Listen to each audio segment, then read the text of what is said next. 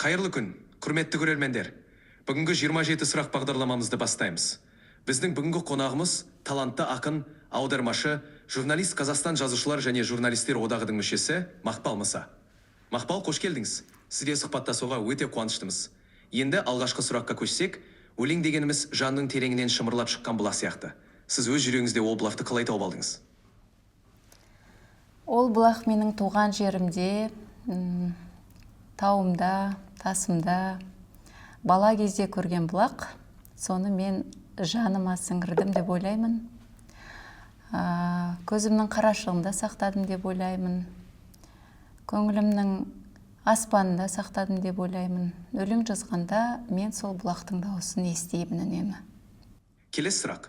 Тау биігі мен табиғат көріністері шығармашылығыңызда ерекше орын алады. Табиғат сіз үшін шабыттың қайнар көзі ме, әлде өзге бір тылсым күш пе? Шабыт ол ақын үшін әр кезде керек дүние. Өйткені қалам алып өлең жазғанда шабытсыз отыру мүмкін емес. Ол менің шығармашылығымның бір бітіспес бір бөлшегіне айналып кеткен, өмірімнің лейтмотивіне айналып кеткен дүние. Сондықтан мен үшін әр кезде шабыт ол көңілімнің күйі, жүрегімнің күмбірі, күнделікті күннің бір өзіне арнайтын, өзіме арнайтын, өлеңге арнайтын аялы уақытым. Келесі сұрақ. Жыр жазарда қайсысы басым түседі? Ішкі мұң ба, әлде сырлы қуаныш па? Әр кезде әрқалай, кейде мұң, кейде сағыныш, кейде қуаныш. Бірақ негізі көбінесе мұңнан басталып, ол сағынышқа ұласып, өлеңді жазып болған кезде ерекше бір қуаныш бойды жадыратады. Түсінікті. Келесі сұрақ. Сізге қандай ем болады? Жанды жырмен емдеу ме, әлде өлеңді жанның емшісіне айналдыру ма?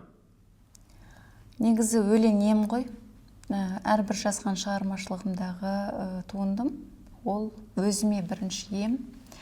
Халыққа жол тартқан кезде ол халықтікі болып кетеді. Яғни әрбір оқырманға сәуле сыйлайды.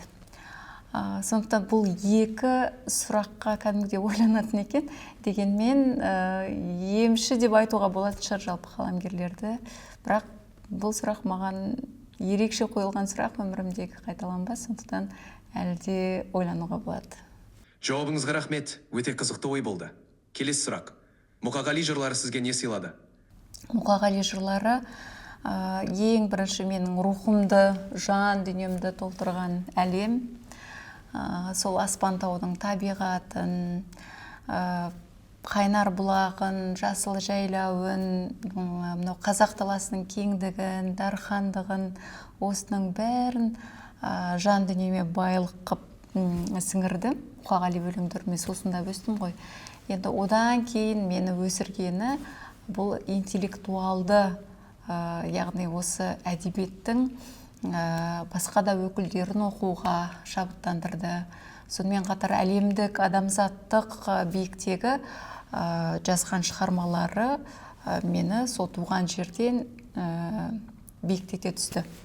Яғни бұл өзі айтады ғой, қан тәңірдің шыңында отырып, барша қазақтың даласын сүйемін, соған барымды арнаймын деп. Шынымен де сондай деңгейге жету үшін біздің де әлде еңбектенуімізді, әлде көп нәрсе жазуымызды түсіндірген ақын. Өте әсерлі жауап. Келесі сұрақ. Елбасымен кездесу кезінде ресми жиынға патриоттық өлең емес, лирикалық сен менен алыстама шығармасын оқу талай қабылданды. Сол тұстағы ішкі күйіңізді айтып берсеңіз. Рахмет, өте қызықты сұрақ. Бұл кездесуде әрине менен отан, туған жер, Қазақстан туралы патриоттық өлеңдер сұрады. Бірақ мен өзім лирикалық тақырыпта адамдардың бойында қарапайым сезім, бір-біріне деген мөлдір махаббат, мейірім, осы тұрғысында өлең оқығым келді. Сол жердегі протоколды бұзып, бірден сол жерде басқа өлең оқып кеттім. Әрине көпшілік, тіпті ол кісінің өзі жақсы қабылдады. Яғни бұл жерде ақынның болмысына байланысты сөз айтқым келеді. Өйткені ақын белгілі бір рамкаға, стандартқа байланып қалмайды, сыймайды. Ол ақын кеңістіктегі адам. Сондықтан ол өзінің жүрегіндегі дүниесін айтқысы келеді. Сол жерде оқылған өлең барша адамзатқа арналған өлең еді. Яғни сағыныш, махаббат, бір-біріне деген қарапайым ғана мейірім. Өте қызықты жауап. Келесі сұрақ. Мәжіліс депутаты болған кезең әдебиеттің дамуына қандай үлес қосты деп ойлайсыз? Әлеуметтік мәдени даму комитетінің мүшесі ретінде әдеби салада ұсынған бастамаларыңыз бар ма?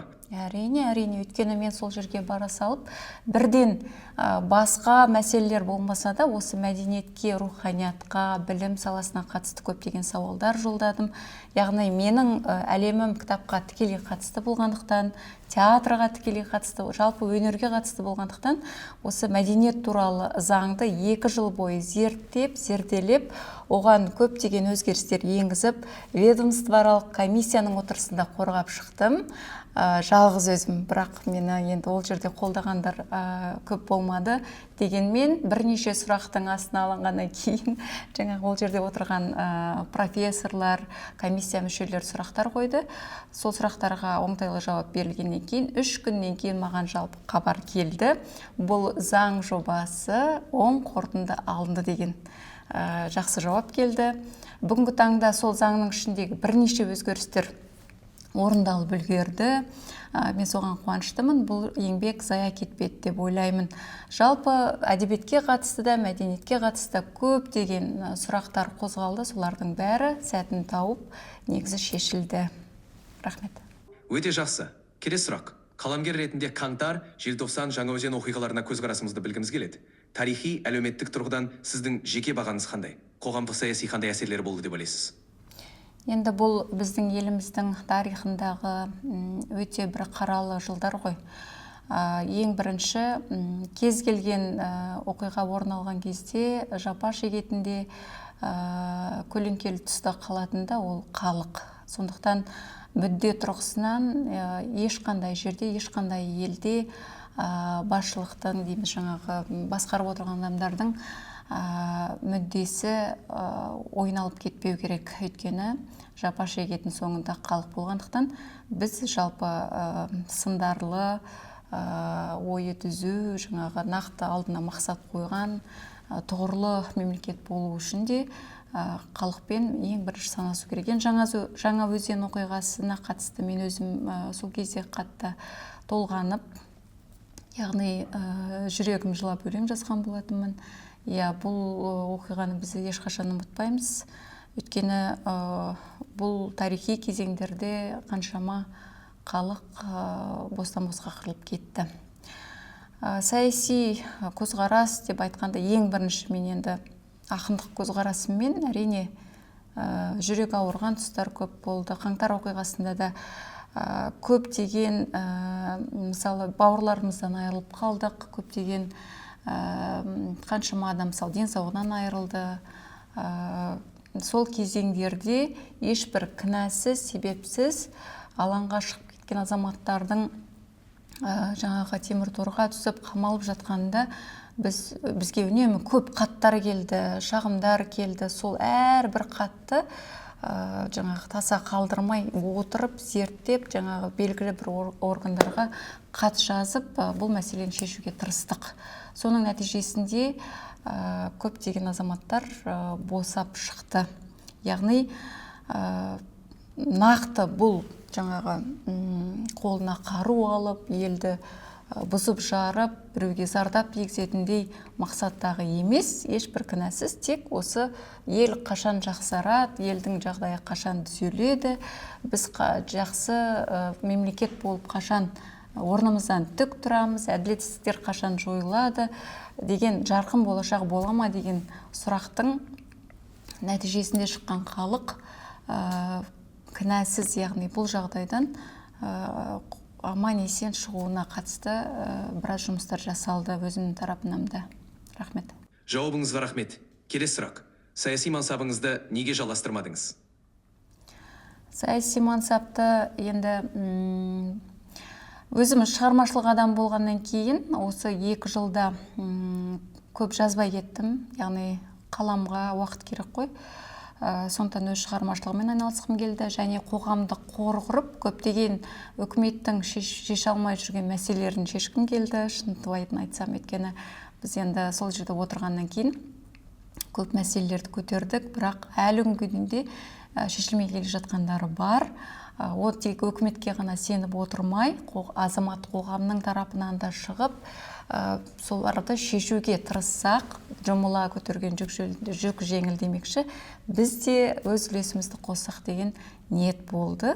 Қоғамдық қор құрдым, сол қоғамдық қордың бірінші жобасын сәтті аяқтап шықтық жақында. Рахмет.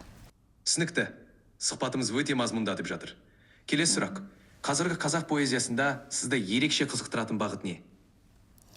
Қазіргі қазақ поэзиясында ерекше қызықтыратын жастардың поэзиясы.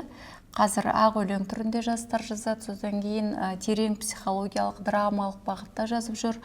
Қазіргі жастардың жазуында көбінесе бұрынғыдай образ емес, сөз жүйелігі, сонымен қатар астарлы дейміз ғой, терең психологиялық мән бар. Алғашында сөз жұмбақ шешкендей болдық деп біраз сынағанымызбен бара-бара ол үрдістің де жақсы жақтары бар екенін түсіндік. Бірақ кез келген ақын қанша түрлі эксперименттер әдебиетте жасағанымен бәрібір қазақтың қара өлеңіне айналып келеді деген уәж айтқым келеді. Себебі қазақтың қара өлеңі ол қазақтың жаны. Қызықты пікір. Келесі сұрақ. Өлеңдеріңіздің ағылшын, түрік, орыс, испан тілдеріне еніп, жаһандық оқырманға жетуі сізге қандай ой салады? Жалпы ақын бір жерде қалып қоймау керек. Яғни ауылдың маңында алақтамай, ақын болам десең алыс хаттан дейді ғой Мұқағали атамыз. Сол сияқты үнемі ізденісте, үнемі дамуда болу керек. Сол тараптан біздің де өлеңдерімізді басқа ел оқып жатса, басқа елдің оқырмандары оқып жатса, оларға да сондай бір жақсы ойлар салып жатса, қуаныштымыз ғой енді әрбір автор. Сондықтан басқа тілдерге аударылып, олардың сапалы түрде оқырманға қол жетуі мен үшін маңызды болды. Әрине бәрін керемет аударма дей алмаймын. Дегенмен сол аударманы жасауға өзіміз тіл біліп дамытуымыз керек. Әрбір автор ең құрығанда 1-3 тіл білу керек деген ойдамын. Жақсы. Келесі сұрақ. Ақынның миссиясы сіздің түсінігіңізде не болмақ? Жырларыңыз арқылы бүгінгі қоғамға, жас ұрпаққа берер ең басты өсиетіңіз не болмақ? Ақынның миссиясы ол әрқашан жазу. Өйткені әлдеқашан жаза алмасам маған серт деп аттанып кеткен әдебиет өлкесіне аттанған қаламгерлер, олардың бұл өмірдегі миссиясы жазу. Олардың жазусыз өмірі болмайды деп ойлаймын. Енді менің әрбір шығармам әрбір оқырманға ой салып жатса, көңілінен шығып, жаңағы бір өзін өмірде қажетті, керекті адам сезініп, өмірдегі біздің енді Құдайдың берген сезімдерін сезінсе, сезіне алса, кейде мұңды, кейде бақытты сезініп жатса, ол үшін біз қуанамыз, авторлар. Енді мен де сол жазусыз өмірімді елестете алмаймын. Қазір қайдадан қолыма қалам алып жаңа туындылар жазып жүрмін. Әлі де білмейтініміз көп, әлі де жазарымыз алда. Бір сәттіліктің буында қалып қалмау керек деген ойдамын. Келесі сұрақ.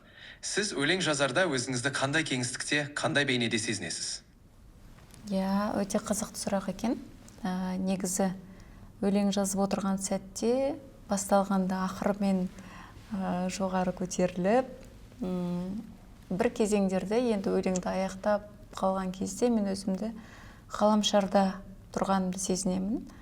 Өлең жазу арқылы көтерілем. Бұл кәдімгі жан дүниеңмен сезінетін сезім. Ол жерде өзіңді әдемі сезінесің, өзіңді бір керемет таза әлемде сезінесің. Бүкіл қасиет атаулының бәрі сенің бойыңда тұрғандай сезінесің. Яғни әлемге деген махаббатың күшейеді. Сен әлемді сүйесің, адамды сүйесің, сол махаббаттан басқа ешқандай байлық жоқ секілді сезінесің. Шығармашылық нәзік сезімдің бір бөлігі екендігін керемет сипаттадыңыз. Енді келесі сұраққа көшейік. Сезімнің мөлдір көз жасын ақ қағазға түсіру. Өлең шырмауы болып ұйқысыз түндеріңізді ұрлаған кездеріңіз көп пе? Иә, бұрын мен түнде жазатынмын өлеңді көбінесе. Түнде отырып жазып, таң атыратынмын. Кейінгі кездерде мен таң уақытын пайдаланатын болдым шығармашылығыма, себебі түнде денсаулығыма қатысты ұйықтау керек, демалу керек деген сияқты бір пайымдарға келдік. Таңда ерте тұрсаң, сергек сезінесің, миың тұнық, оқуға да, жазуға да бір керемет, қолайлы сәт болып жүр кейінгі кезде. Таң уақыты, таңның жұпарын сезу, таңда серуен жасау, таңда жазу, керемет бір маған шабыт сыйлап жүр. Рахмет. Таңғы уақытты шабыт көзіне айналдыру керемет екен. Енді келесі сұрақ. Шабытты шаққа арнайы дайындаласыз ба, әлде ол кенеттен келетін тосын бақыт па? Жазу процесінде өзіңізге тән ерекше ритуалыңыз бар ма? Шабыт, әрине керек қой, дегенмен шабытқа сеніп жүріп алуға да болмайды. Ол әрбір шығармашылық адамның бойында болып жататын процесс, яғни бір потенциал болады ғой. Белгілі бір өзіңіз жазатын тақырыптар алдын ала таңдалғаннан кейін сол зерделейсіз, ой кешесіз деген сияқты. Ал кейбір оқыс оқиғалар сізге қатты әсер еткен жағдайда, ол кезде енді ол ешқандай да сізден уақыт сұрамайды, ақ қағазға мөлдіреп түсе қалады бір күні. Бірақ негізі мен сезімді, ондай әсерлерді ұзақ сақтаймын ішімде, сонымен тербеліп біраз уақыт жүріп алам, содан кейін барып жазам. Шығармашылық процесіңіз өте терең және мағыналы екен. Енді келесі сұрақ. Ата-әжеңіз бен анаңыз, әкеңіз жөнінде өлеңдеріңіз көп. Отбасыңыздың әдебиетке, ақындық қабілетіңізге берген ең басты үлесі не болды?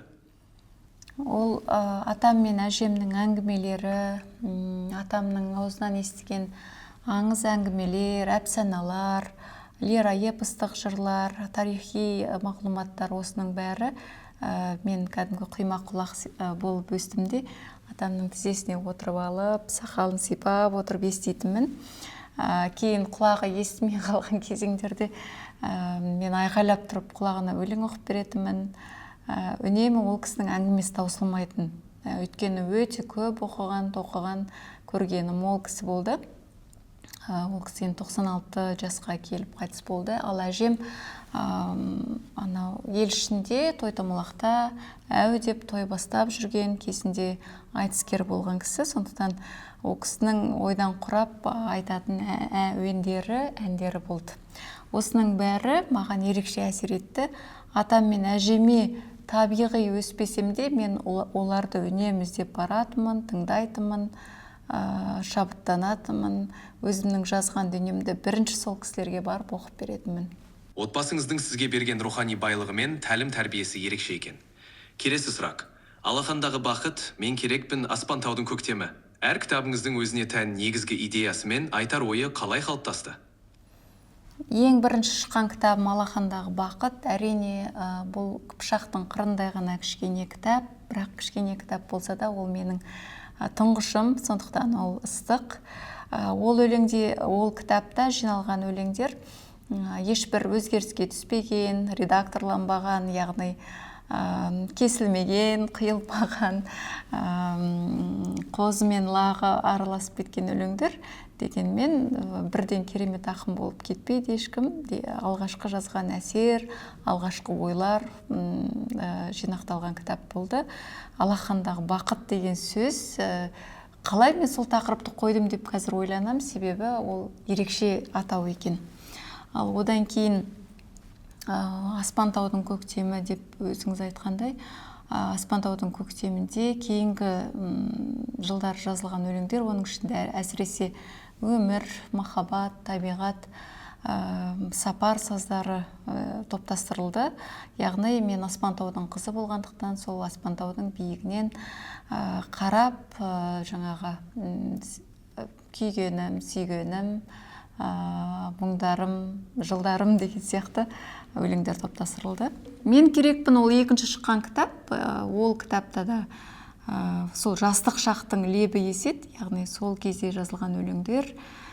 Мен керекпін, саған керек емес, жаңағы мына жырым барда әлемге, саған бірақ керек емес болсам да деп жырлаған өлеңдер. Сондай жастық максимализм, амбиция, жарып шығу, сондай бір алапат сезімдер. Сондықтан бұл өлеңдер де сол кезеңдерден сыр шертеді. Әрбір кітабыңыздың өзіндік идеясы мен ерекше мазмұны бар екені байқалады. Енді келесі сұрақ. Шоған абыз дастаны жазуға не себепкер болды? Тарихи тураны өлең арқылы жаңғырту барысында қандай қиындықтар туындады? Шоған абыз тарихын мен сол атамның аузынан көп естідім. Енді бұл бала күнімнен естіп келе жатқан тарих, тек қана атам ғана емес, кейін ел ішінде көп әңгімелерді естідім. Енді елдің құлағында, елдің аузында жүрген әңгімелер әлі күнге дейін біздің жаңағы осы кезеңде де көп қозғалады ғой. Өйткені сөз өлмейді, сөз кие деп жатамыз, сөз тарих.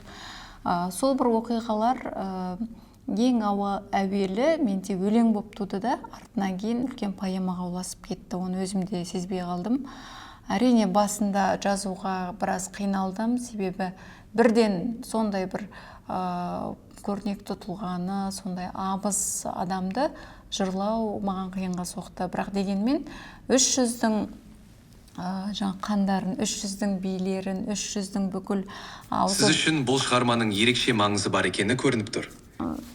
300-дің аузы дуалы даналарын отырғызып қойып, мәслихат басталған кезде бірден поэма өзін-өзі көтеріп алып кетті. Рахмет. Түсінікті, бұл поэманың ерекше бір тылсым күші болған секілді. Енді келесі сұрақ. Алтын тобылғы байқауындағы бас жүлде. Сияқаны өзіңіз айтып өткендей аудармаға жұмсадыңыз. Бұл қадам шығармашылық жолыңызға қалай әсер етті? Аударма дегенде сол Шоған абыз дастанын 3 тілге аударттым, яғни аудармашыларға төленді бұл ақша. Яғни орыс тіліне Надежда Чернова аударды, ағылшын тіліне Гүлнар деген апайымыз аударды, түрік тіліне Балсан деген қызымыз аударды. Яғни бұл дастан 3 тілге аударылып, кітап болып басылып шығып оқырманға жол тартты және ас берген болатынбыз. Сондықтан бұл жаңағы үлкен додада жеңіп алған алтын тобылғы сыйақысы өзінің мәртебесінде, өзінің абыройында жұмсалды. Керемет жеткіздік. Енді келесі сұрақ. Поэмалар мен балладаларға қалам тербегеніңізбен қатар, аудармашылықпен де айналысасыз. Аударманың ақындық меніңізге қосар сыры қандай? Маған қызық басқа ақындардың, басқа елдердің ақындарының сезімі, ой толғамы маған да ерекше қызық. Мына нәрсе мені ойландырады. Мысалы, кейбір ұлттардың сөзі басқа елге аударылмай жатады. Ол жергілікті менталитетке, тарихи қалыптасқан санаға, ұлттық құндылықтарға байланысты сол сөз тура мағынасында аударылмай жатады. Бірақ мен сол ақындарды аударған кезде өте жіті қарап, яғни тура мағынасында болмаса да оны қазақ оқырманы дұрыс түсіну үшін, санасына қазақша жету үшін сондай жаңағы тереңірек, көркемірек аударуға тырыстым. Бұл өте маңызды аудармада. Және енді бұл аударма саласы бізге өте қажетті. Өйткені адамзаттық деңгейдегі қазіргі прозаның, қазіргі поэзияның қандай деңгейде дамып жатуын біз білуіміз керек. Және сол іске өзіміз араласуымыз керек.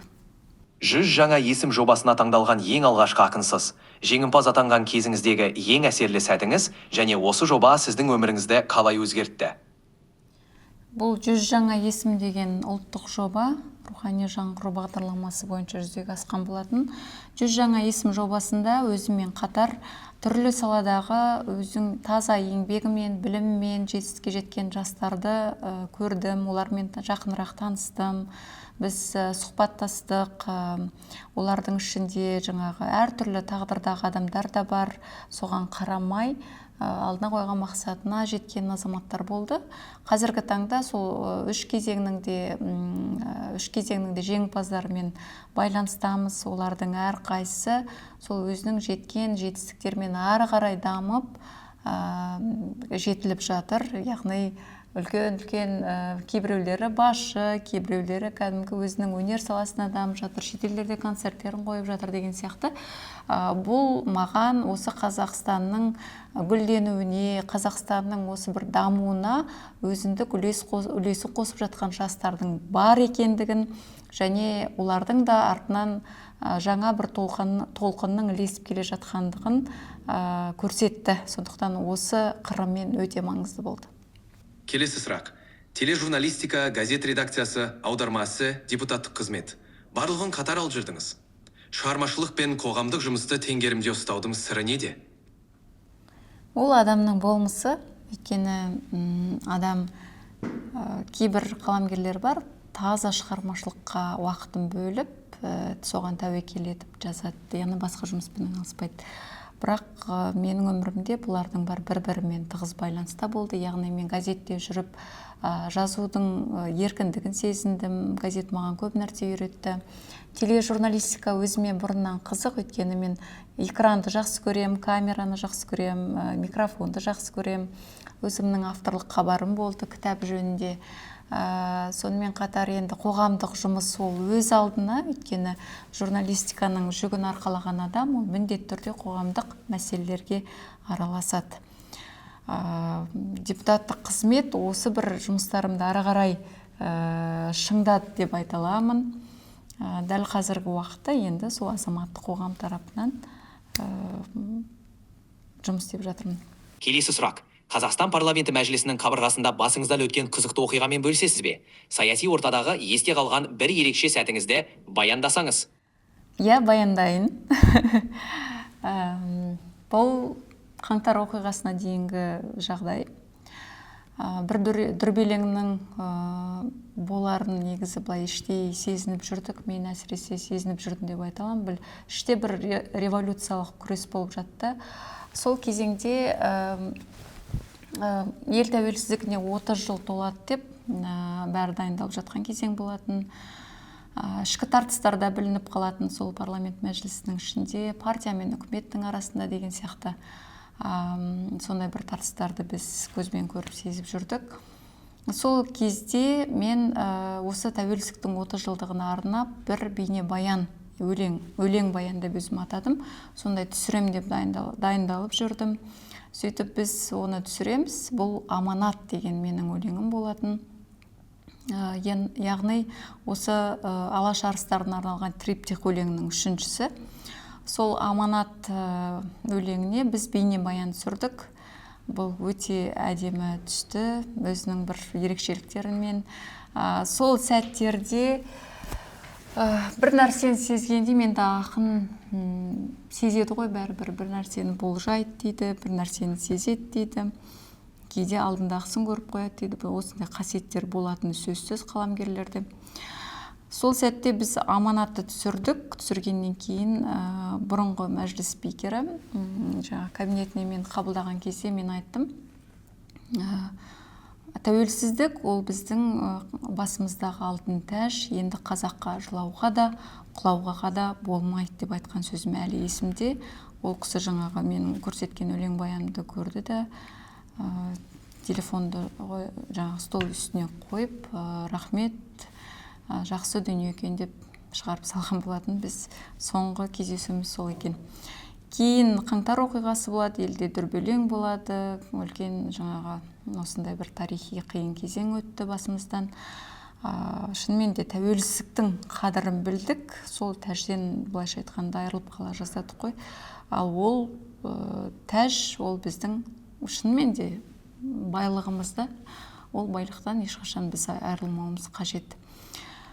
Кейін партияның атын аманат деп өзгерткен кезде мен ішімнен ойладым, мынаны ойладым, сөз деген кие бәрібір, енді ол жай дүние емес.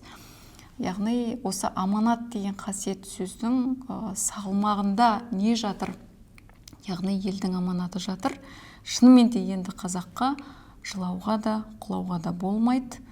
Аманатқа қиянат жасамай, біз өсуіміз керек, өркендеуіміз керек деген ой ойладым. Сол сәтте жаңағы мәжілісте өзім отырып, мен жанымда кіммен бөлсем бұл сезімді бөлісе алмаймын. Өйткені мүмкін біреу қияли деп түсінер, біреу өзінің рухани әлемінде деп түсінер. Дегенмен бұл шынымен де біздің ұстанымымыз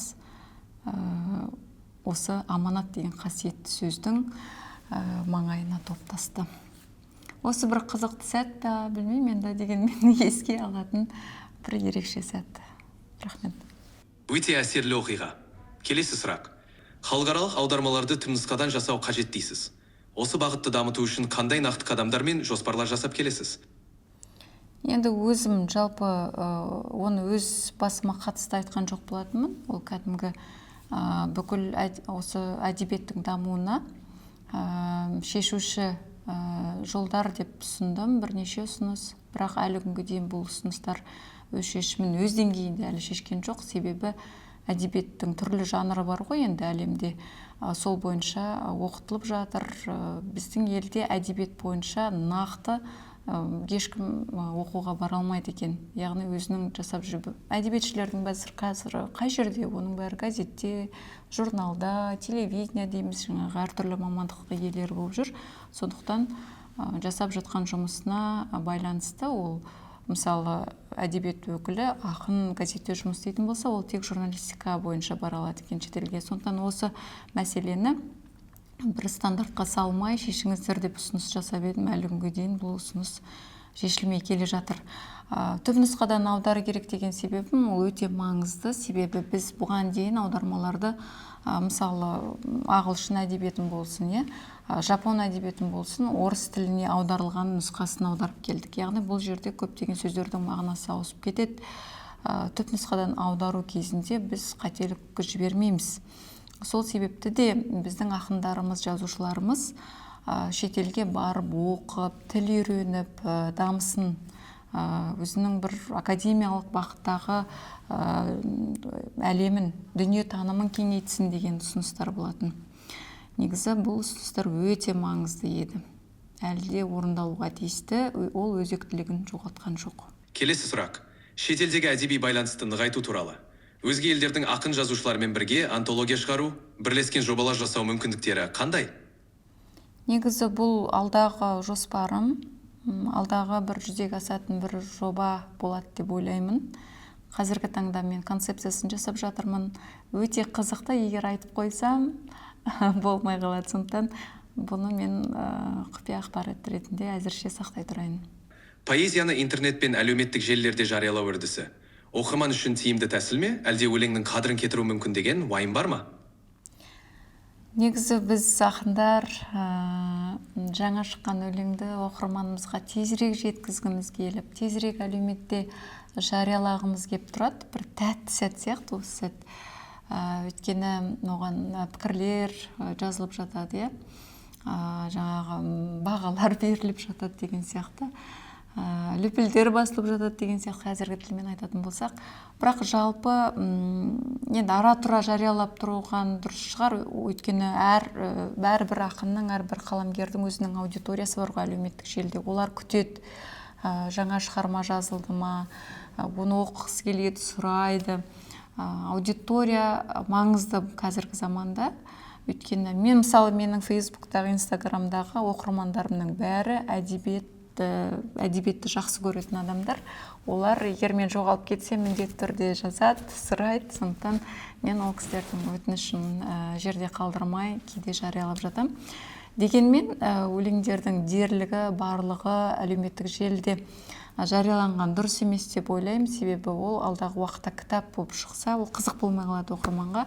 Сондықтан кітап болып басылып шығу үшін де өлеңдер жарияланбау керек шығар. Дегенмен әртүрлі әдеби сайттарда, газеттерде біз бір топтама өлеңдерімізді беріп жатамыз. Келесі сұрақ. Болашақ шығармашылық жоспарларыңыз. Тағы қандай тарихи танымдық туындылар, жинақтар жазып, оқырманға ұсынбақсыз? Енді болашақтағы жоспар дегенде осы жылы бір кітап дайындаймын деп шештім. Қазір жазып жатырмын. Оның аты да ерекше болады, заты да ерекше болады. Енді кейінгі көзқарас, кейінгі сезімдер, кейінгі сапарлар. Осы бір кітап. Ал енді жалпы шығармашылыққа қатысты көптеген жоспарлар бар. Енді уақытымен жүзеге асады деп ойлаймын. Айтам уақыт келгенде. Кез келген қолына қалам ұстаған қаламгердің миссиясы ол жазу. Жазу ол жай дүние емес, жай қарайтын дүние емес, жай қарайтын концепция емес. Ол жалпы қазіргі таңда әртүрлі пікірмен сыналып жатады ғой, дегенмен жазу ол алдымен қасиет дер едім. Сосын үлкен жауапкершілік. Алдымен сөз түскен, сөздің салмағы бар, сөздің жаңағы өзінің кезеңдерде атқарған өзінің рөлі бар. Өйткені әуел баста бізде ауыз әдебиеті қалыптасса, одан кейін жазба әдебиет деген сияқты. Сол жазба әдебиеттен кино жасалып жатыр, театр, мультфильм балаларға, көп жанрларда дамып жатыр сөз. Сондықтан бұның сөздің иесі әрине ол жазушылар, ақындар, драматургтар, олардың миссиясы жазу. Енді жас жазушыларға, жас ақындарға айтарым, осы жазу келген қасиетті сол өз жауапкершілігінде абыроймен ұстау, тазалықта, мейірімде, махаббатта, қалам жазуын тоқтатпасын, қаламдары жүрдек болсын дегім келеді. Ең бірінші керек нәрсе ол әрине білім. Білімнің қайнар көзі, үнемі ізденіс, сосын сапар. Сапар бір шетінен ем, бір шетінен ол түрлі халықтың мәдениетімен танысу, әдебиетімен танысу, шабытты, аяулы кезеңдерді өткізу бастан. Сондықтан осы өмір жол болса, осы жолда біз әрқайсымыз жолаушымыз, ал жазушы жолаушыларға жазудың керемет бір миссиясын беріп қойған, енді Алла тағала сол миссияны өз деңгейінде атқарып шығу. Кез келген қолына қалам ұстаған адам, ол тегін адам емес, ол ұлт үшін туған адам, ел үшін туған адам, сондықтан да ол ел үшін жазады. Өз үшін жазуы мүмкін, бірақ ол ел оқылмаған туындыдан біз ештеңе көре алмаймыз, бірақ ол бәрібір оқырманға жол тартады, оқырман өзінің сезімін кешеді, ойланады, керемет сезім кешеді. Сондықтан жас жазушыларға тек сәттілік тілеймін, шабыт тілеймін, және үнемі жазу бақытын тілеймін. Рахмет! Сіздің шығармашылығыңыз бен өмір жолыңыз жас ұрпаққа үлкен үлгі боларына сенімдіміз. Мақпал Мұса, сіздің өлеңдеріңіз бен жазбаларыңыз халыққа үнемі шабыт сыйлап, жүректерге жол таба берсін. Жақсы күн тілейміз. Рахмет!